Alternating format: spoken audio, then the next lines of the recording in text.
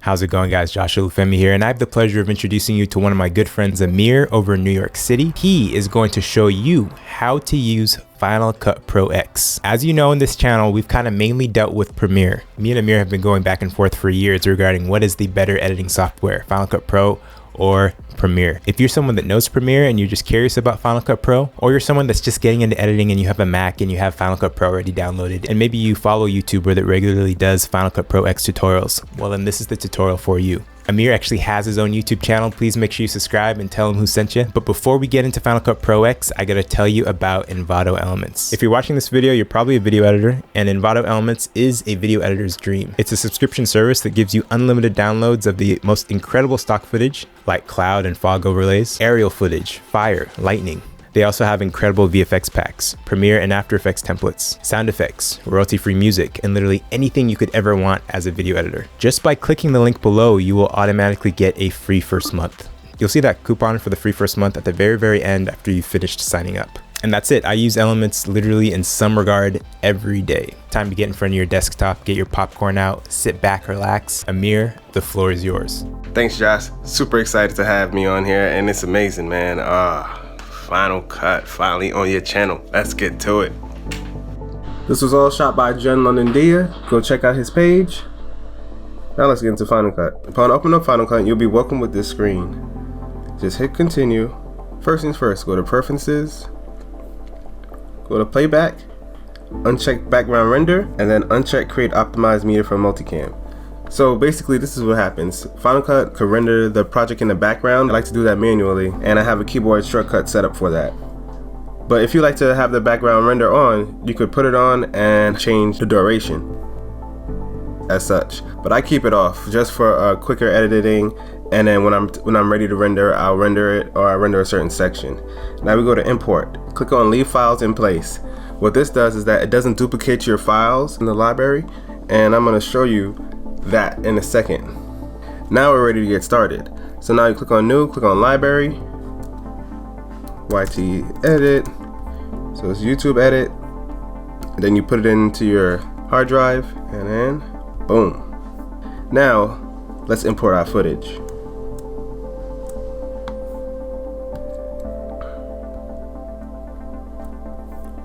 So after we import our footage, I'm gonna set up this window right here. First things first, click on this tab, enable the waveforms so you can see the waveforms. Then we're going to go to view, browser, and skimmer info.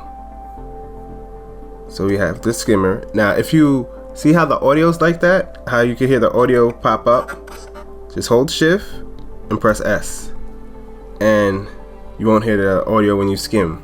Now I'm gonna apply another setting, and this is to show the use media ranges. So when I'm editing, the clip will have an orange line under it. That means it's in use. After that step, what I do now is organize by frame rate.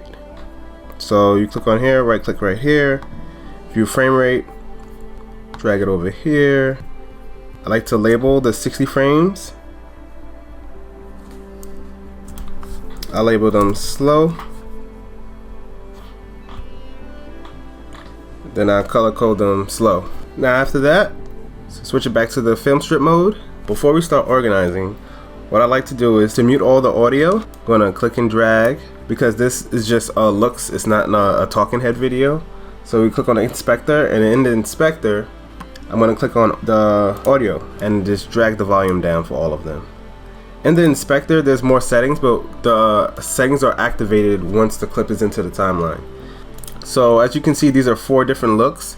Right click over here, add a new keyword collection, and then you could type it as look 1 or look 2. So this is look 1. But an easier way to do that is hold command and press K, and I could just type in look 1. And as you can see, this has a blue line on it, and it also has look 1 at the top in the skimmer info. Now I'm gonna do that for the rest of the clips. Look 1, look 2, look 3, look 4. And we're basically done just organizing the clips. Let's go through the next step, which is creating selects. Now if you want a little bit more room, click on this button right here to hide or show the libraries. and then you hold Command and press plus to zoom in. As you see, the footage is stuttering. So what I'm going to do is I'm going to just put this in proxy. Right click, hit transcode, and hit create proxies. Up here, you'll see the background task, and you'll see that it's transcoding the clip. And to make sure I'm in proxy mode, what I do is I click right here on view and then click on proxy. Now that all my clips are proxied, I can go through the clips now, and here we go. So basically I'm looking for the part with the most emotion or the most energy, and I go from there. And I just gotta pick, I wanted her picking it up, so I hit I, and I hit O, then I press F. As you see right here, there's a green line, and that green line shows that it's a favorite now. So I just keep going through the whole clip, looking for anything that the client likes or anything that is eye-catching, just her looking at me and all that stuff, then her dropping in. See, as you can see on the film strip, you can see her dropping the foot inside the glass. Boom.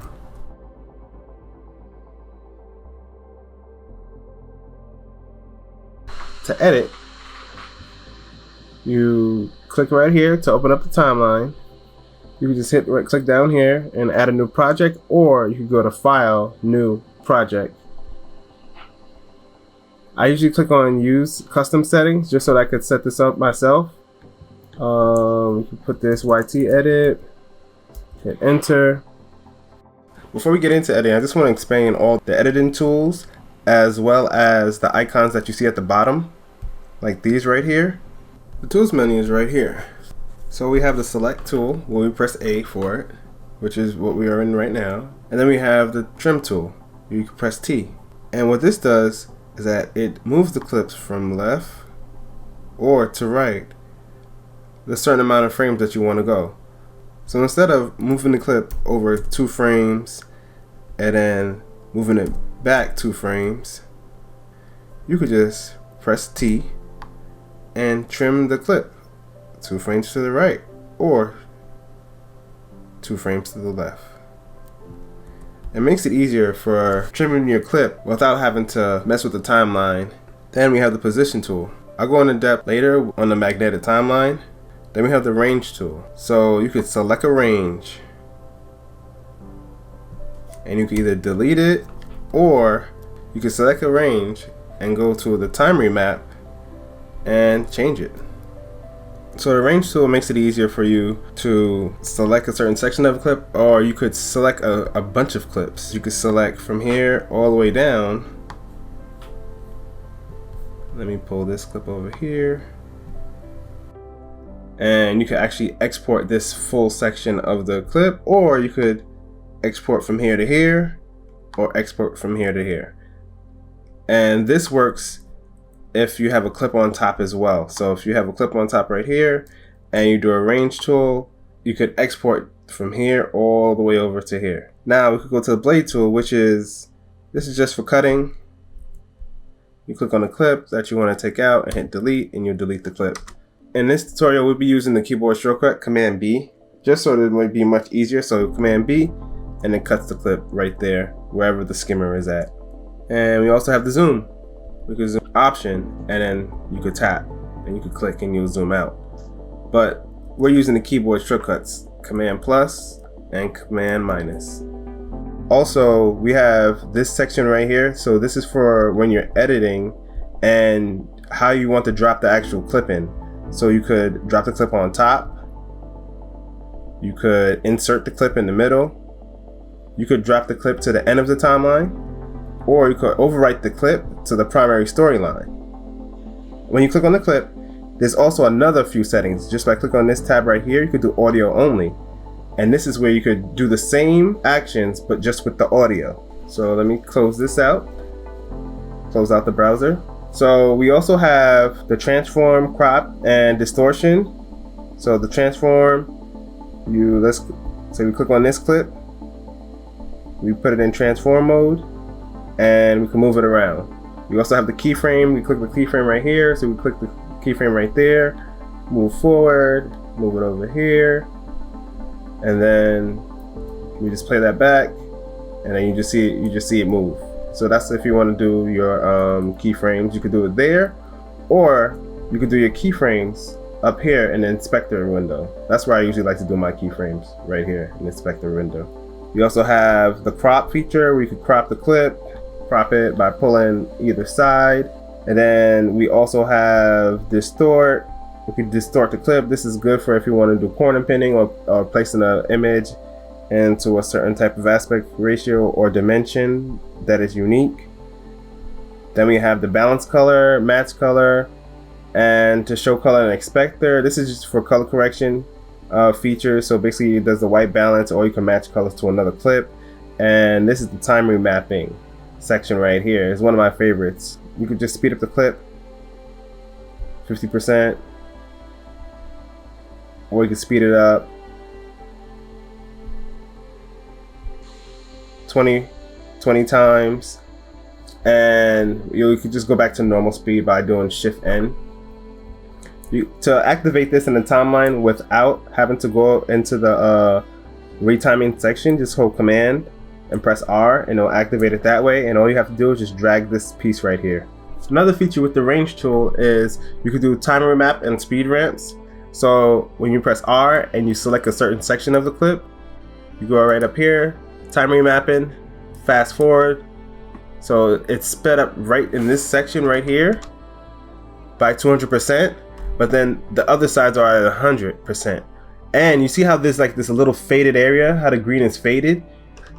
You could grab those and make them smaller or remove them altogether. And what those are is the smooth transition in the speed. So what it does is that it goes from 100, it speeds up to 200 slowly, and then this section right here is 200. From this section right here, it slows down and goes back to 100. To show that section, I'll show it to you right now. See? It's smooth.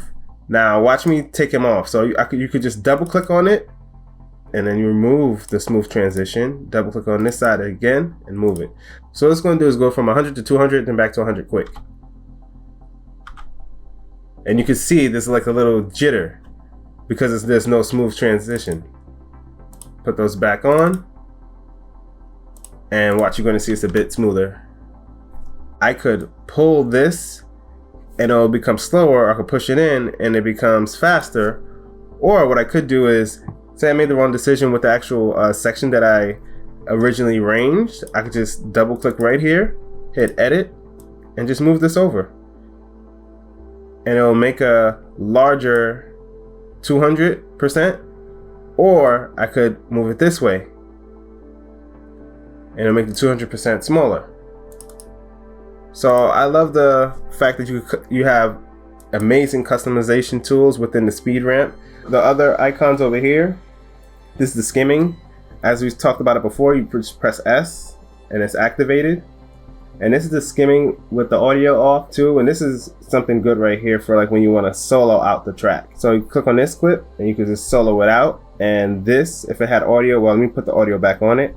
All you have to do to put the audio back on and just scroll it back up. You only hear the audio from that clip. So that's perfect for when you want to get something just right, or if you hear any popping sounds, you want to find out which clip has the popping sounds. You could fix that just by soloing out the section that you actually hear the popping sound in, and then you can just isolate it from there and pick out the clip. This right here is the snapping. This is for when you want to move a clip to a certain section and you just want to lock it in. So you see how it snaps to the playhead? It also could snap to the other clip, or it could snap to the editing cuts of a clip, whether it's the beginning or the end of the clip. You can snap it that way. Then we have the change appearance section. So you could zoom in or zoom out, or you could make the clips taller or smaller, or you can make it more audio focused like this. And let me pull up some audio so you can actually see that it's audio focused. Or you can just make it all audio. Or you can make it more video focused. Or you can just make it like this. So it's just file name focused. And then same thing with that, you can zoom in, zoom out as well. Then we have the effects. Some of these effects purchase and some of them are stock. So to preview some of the effects without having to apply them, all you do is just hover over the clip and you could see the effect. Now for transitions, you could do the same thing. You could hover over the clip, or you could click on the clip and press the space bar and it'll preview the transition. And this section right here is one of my favorites. This is the index. So when you're editing the clip, say that you want to find a certain clip, like a certain look, you just click on it. Look 3, then we got look 4. And these are the same looks that we have at the top. See, look 1, look 2, look 3, and look 4. You just click on them at the within the timeline index and you see them too. So this is the look 1 section and this is the look 1. So you're always keeping track of your footage at all times, and the timeline index helps you with that tremendously. So any label that you have, so say like we're doing an interview, I'm gonna add on another keyword. So I'll click on this and I'll just put Billy and item. So when I drop this clip in, it'll automatically pop up as Billy and item.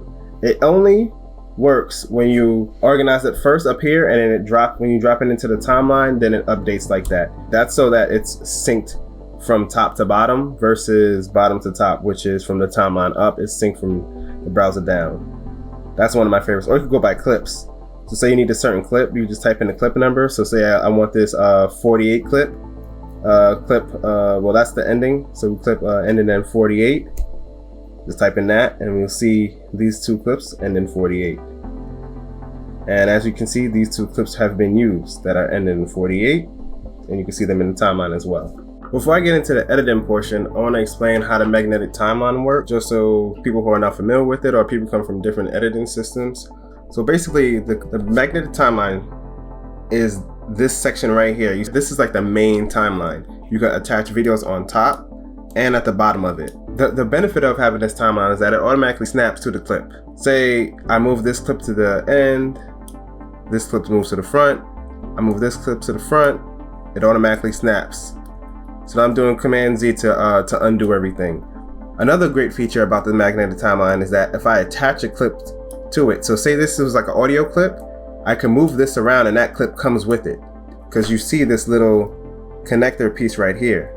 Same thing if it was a B-roll clip, which is the clip that's on top of the A-roll line, this is another term for that, could be the A-roll line. So you see this clip is right here attached. It's attached to it. I could move it. There's a lot of more advanced techniques, like I could slip and slide the clip like this, and then I could also hold the tilde key and then slip inside the clip like this, and the top won't move at all. So those are a bit more advanced techniques for editing, but I just want to explain the basics of the magnetic timeline. And then also, if you don't like the magnetic timeline, you can always disable it by pressing P or clicking right here and pressing the P position. You just drag this clip up and it'll leave a gap, or if you drag the clip onto another clip, it'll override it. To go switch back the magnetic timeline on, you press A or you just hit the select key. And that's the magnetic timeline in like a very simplified fashion. It just makes it easier so that when you're editing and moving clips around, you don't have to really worry about bumping into another clip. You don't have to worry about the clip attached to it being out of sync, whether it's the audio out of sync or the video out of sync with the cuts. You don't have to worry about anything like that. Everything just moves according to where you want to put it. So I could always move this clip over here, but say I want to move the clip over there but keep the timeline, I could just do that. Or I could just right click and just lift up the clip and then do that, and I'll still have the benefits of the magnetic timeline. So for some people it may be something to get used to, but for me, I just find it easier because when I'm editing, I know where everything is at, and it's intuitive because it understands what I'm doing. So I just want to move this clip to the right, which means this clip has to get out the way and move to the right as well, and vice versa. Another feature is that you could have multiple timelines stacked up on top of each other. In order to do that, you can just grab a clip from the top, from the browser, drag it on top.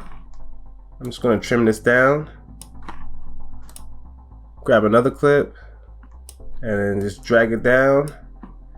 And then click and drag to select all the clips, hold Pro Command and press G. And what you've just done is created another timeline on top, which is called a secondary timeline. This is how you could actually make multiple tracks in the edit. You could hold Alt, and then I'm gonna duplicate this, and I will show you how they are stacked up on top of each other.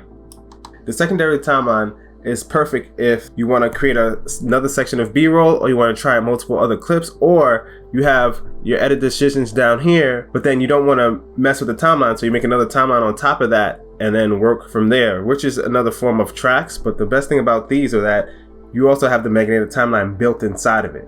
So I still have those same features within this magnetic timeline. If you want to have your clips loose, what you do is select all the clips within inside of the secondary timeline and right click and then hit lift. And what happens is that now these clips are loose. They could just move all around. Their anchor point is separate, but when they're in a group, there's only one anchor point, which is right here, as you can see. Now that I have all my selects done, click up here at the top, hit Shift Z, then click right here on the event, and then now I see all of my favorites, all of my selects for the edit. So all I gotta do is just click on the button, drag it down, and watch it's gonna turn orange at the bottom. So you see that I've used it. Click this, I could press, now I can also use the keyboard shortcut, I could press E. And this right here, press E. Press E on that. And then, let me see, we got her this. Alright. Now click at the bottom, hit Shift Z to zoom in for the timeline. As you can see, that they all have these black lines. So what I do is hit Command A, then click up here, click on that, which is the video icon, and then put fill. It won't degrade the quality, it'll just fill in the blank spots for any timeline that has a different aspect ratio. So we can go from her picking it up to her dropping it. So boom, she picks it up, then she drops it in. So we can start with this. Boom. Command B, and then click on this, click on the other end, just edit it to delete it. So boom. And this is a bit too fast, so what I'm gonna do is I'm gonna do a speed ramp. So Command R brings up the speed ramp change, and you just pull it. So slow motion, her picking it up. She picks it up a little bit late, so what I'll do is I'll pull this side, and then I'm gonna do the same thing too, slow this down as well. And then do the same thing with this, slow it down as well. And the reason why I can slow it down because these clips are all shot in 60 frames. And also when I'm editing, since it's orange in the timeline, I know that I can slow it down. So the camera moves a little bit. Let me cut that edge right there before the camera moves. And then we can stop it right here.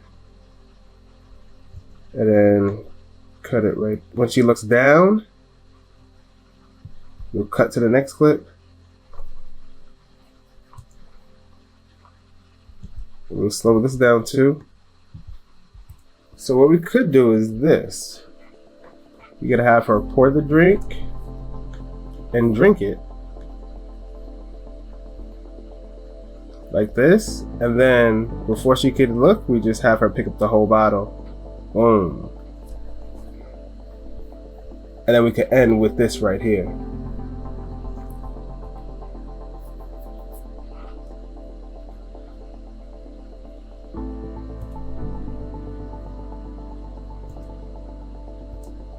If we want to mix it up, we can go from here to here. So she looks down, and then she looks down, then she looks up right here. Let's slow this down a little bit.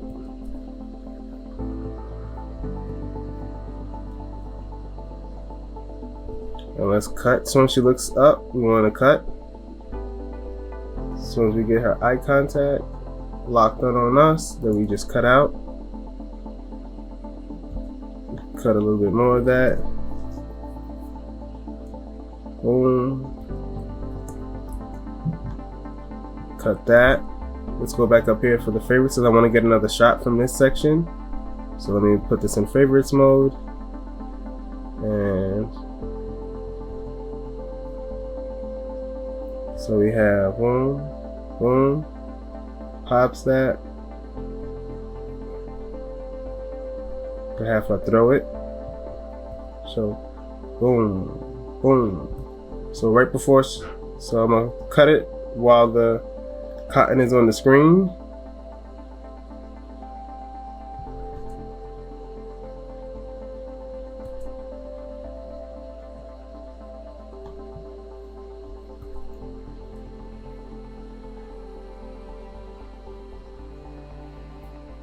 And this is all without music, so this is just me just getting a feel for the edit without music, just to edit through flow. I'm gonna cut this a little bit down.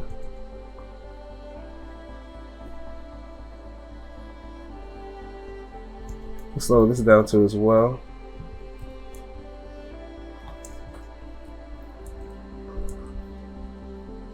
I'm gonna cut this earlier, so I'm gonna have it cut right here. You can hold Option and click the left bracket, and what it'll do is tail edit. Boom, boom. And I'll have the cup stay up, slow it down, skimmer, skim through it, and we can end that way. Option right bracket.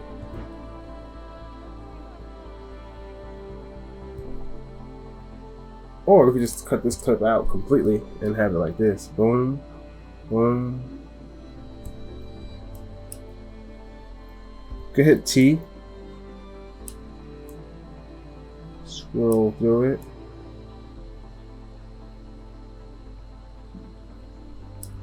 Alright, I'm going to speed it up because I want to get more frames of her holding that up, and then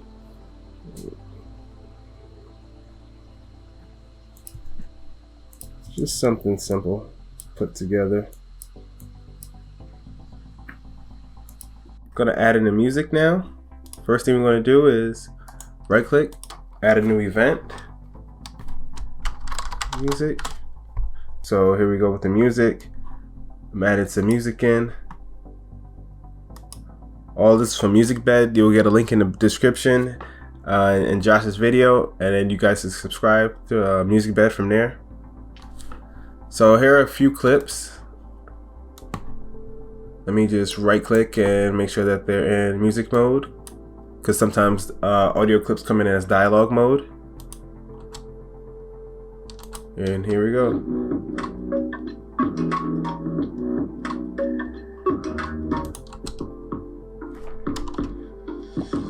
Pressing Command plus to zoom in on the clip.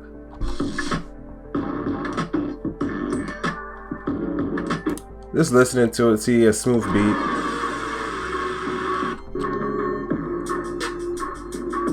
That seems like it would be the vibe for this video. So I press I on the video, then just drag it right in.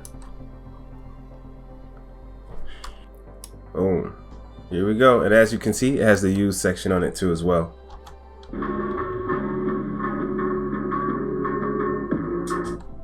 So what I want to do is I want to have, so let me cut the end of this. So this Option right bracket, I'm gonna snap the clip to the end of this song, to the end of the video. And then what I'm gonna do is I'm gonna move this beat drop to sync in with this section right here. So I'll move the playhead all the way over there. Leave the playhead right there, press T, and then just move this back. Boom, good to go.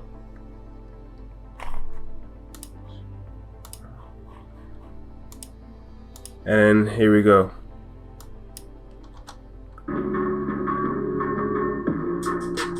What I'm gonna do right here is I'm gonna make this fade in a little bit.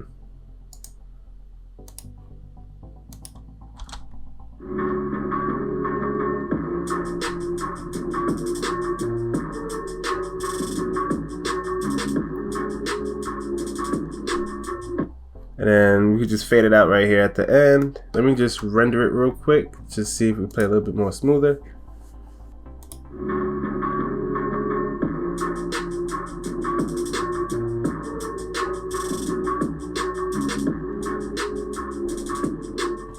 I'm gonna add in some transitions and a title just to keep it simple.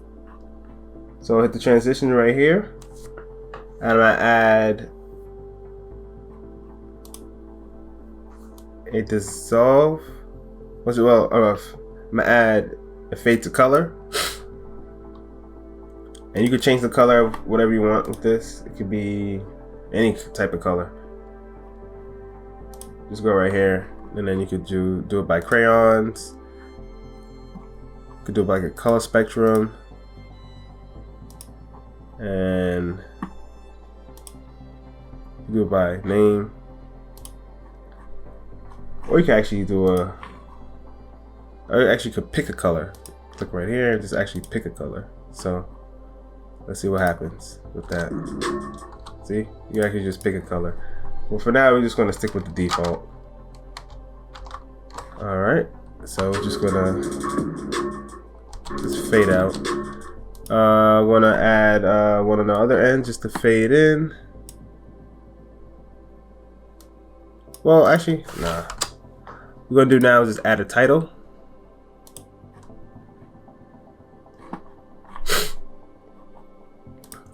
The title before. Really?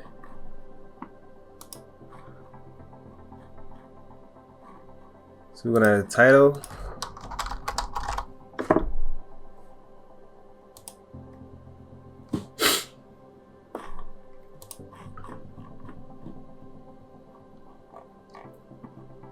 Alright, boom. And then we could just hit Command G, and what this does is that it makes a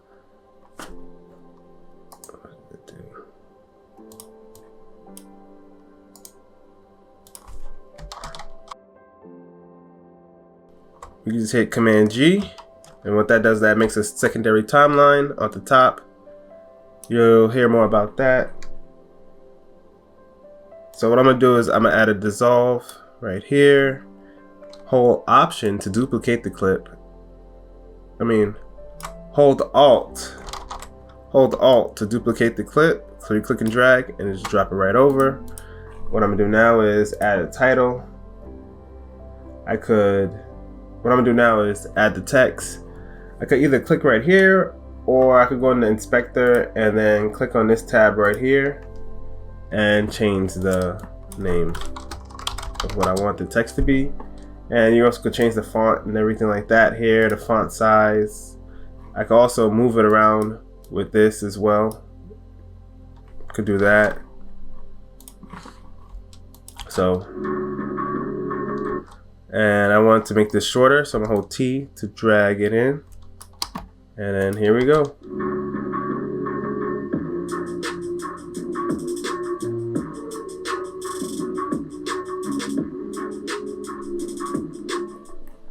So that's something really simple. So now this is the export. So I can export as an MP4, or I could export it as a master file.